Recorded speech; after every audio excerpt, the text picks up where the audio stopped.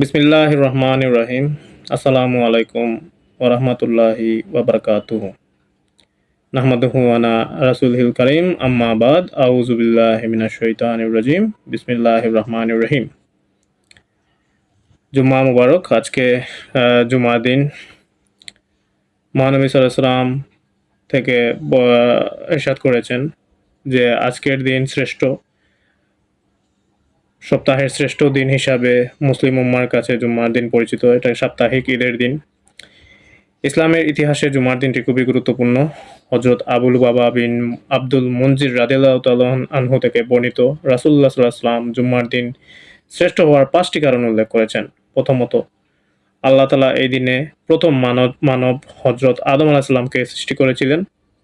জুমার দিনেই দ্বিতীয়ত কারণ হচ্ছে গিয়ে জুমার দিনেই আদম আলাইহিস সালামকে জমিনে অবতরণ করিয়েছিলেন, এবং তৃতীয় কারণ হচ্ছে জুমাবারে হযরত আদম আলাইহিস সালামকে মৃত্যু দিয়েছিলেন।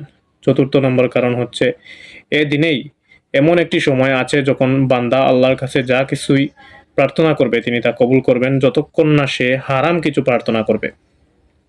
পঞ্চম শ্রেষ্ঠ কারণ, জুমার দিন শ্রেষ্ঠ হওয়ার পঞ্চম নম্বর কারণ হচ্ছে গিয়ে সবচেয়ে বড় বিষয় হলো এ দিনে কিয়ামত সংঘটিত হবে। জুমার দিন গোসল করা। জুমার দিন অনেক ফজিলত রয়েছে, আমরা জানি। গোসল করে সবার আগে মসজিদে যাওয়ার সওয়াবের। হযরত আউস বিন সাকাফি রাদিয়াল্লাহু তাআলাকে বর্ণিত, রাসূলুল্লাহ সাল্লাল্লাহু আলাইহি ওয়াসাল্লাম বলেছেন, যে ব্যক্তি জুমার দিন ভালো করে গোসল করবে, দ্রুততর সময়ে মসজিদে গেল ও ইমামের কাছাকাছি বসে মনোযোগ সহকারে খুতবা শুনল, তার জন্য প্রতি কদমের বদলে ১ বছরের রোজা ও নামাজের সওয়াব থাকবে। আবু দাউদ, হাদিস নাম্বার ৩৪৫। দুরূদ শরীফের ফজিলত। জুমার দিন রাসূলুল্লাহ সাল্লাল্লাহু আলাইহি ওয়াসাল্লামের উপর বেশি বেশি দুরূদ পাঠ করা অনেক সওয়াব। হযরত আউস বিন আবি আউস রাদিয়াল্লাহু তাআলা আনহু থেকে বর্ণিত, রাসূলুল্লাহ সাল্লাল্লাহু আলাইহি ওয়াসাল্লাম বলেছেন, তোমাদের দিনগুলোর মধ্যে জুমার দিন সর্বোত্তম। এই দিনে আদম আলাইহিস সালামকে সৃষ্টি করা হয়েছে। এই দিনে তিনি ইন্তেকাল করেছেন। এই দিনে সিংহায় ফু দেওয়া হবে এবং এই দিনেই সবাইকে বেহুশ করা হবে। অতএব তোমরা এই দিনে আমার উপর বেশি পরিমাণ দুরূদ পড়ো, কারণ জুমার দিনে তোমাদের দুরূদ আমার কাছে পেশ করা হয়। সাহাবারা বলেন, ইয়া রাসূলুল্লাহ, আমাদের দুরূদ আপনার কাছে কিভাবে পেশ করা হবে, অথচ আপনার দেহ একসময় নিঃশেষ হয়ে যাবে? তখন রাসূলুল্লাহ সাল্লাল্লাহু আলাইহি ওয়াসাল্লাম প্রত্যুত্তরে বললেন, আল্লাহর জমিনের জন্য আমার দেহের ভঙ্কন নিষিদ্ধ করেছেন। আবু দাউদ ১০৮৭ নম্বর হাদিস। মানে আমাদের মহানবী হযরত মুহাম্মদ সাল্লাল্লাহু আলাইহি ওয়াসাল্লাম কিয়ামত পর্যন্ত উনার যে দেহ আছে উনি মাটি বঙ্কন করতে পারবে না, এটা নিষিদ্ধ করে দিয়েছেন আল্লাহ তাআলা। সেজন্য আমাদের মহানবী সাল্লাল্লাহু আলাইহি ওয়াসাল্লাম নির্দেশ দিয়ে গেছেন জুমার দিন যাতে বেশি বেশি আমরা দুরূদ শরীফ পাঠ করি। জুমার দিনের আমল।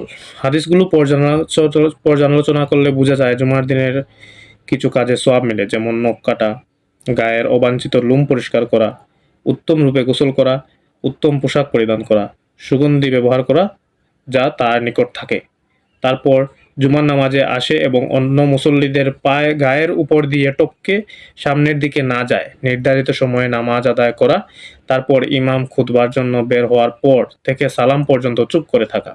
তাহলে তার এই আমল পূর্ববর্তী জুমার দিন থেকে পরের জুমা পর্যন্ত সব সগীরা কবিরা গুনাহের জন্য কাফফারা হবে।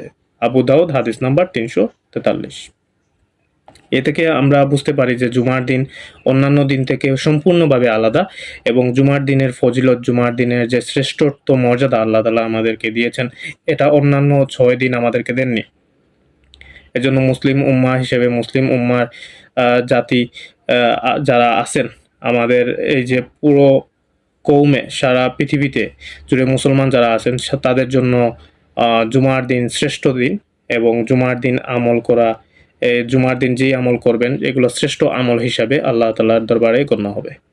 আমি আশা করব সবাই জুমার দিন আমাদের যে ফিলিস্তিনের যে মুসলমানদের উপর অমানবিক নির্যাতন হচ্ছে, এবং আমাদের যে মুসলমানদের সারা পৃথিবীতে এই যে মুসলমানদের দাবি রাখা হচ্ছে, আমরা যেন ঐক্যবদ্ধ হতে পারি এবং এক মুসলমান আরেক মুসলমানের সাথে কাজ করতে পারি। আমরা জিহাদের ঘোষণা যত সময় না আসে আমরা যেন নিজে থেকে প্রস্তুতি নেই। আমরা একে অন্যকে সাহায্য করে এগিয়ে যাওয়ার। ফিলিস্তিনের মুসলমানদের জন্য আমি সবার কাছে দোয়া চাচ্ছি।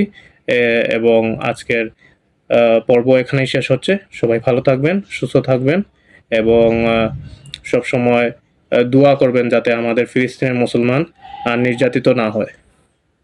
আসসালামু আলাইকুম ওয়া রাহমাতুল্লাহি ওয়া বারাকাতুহু।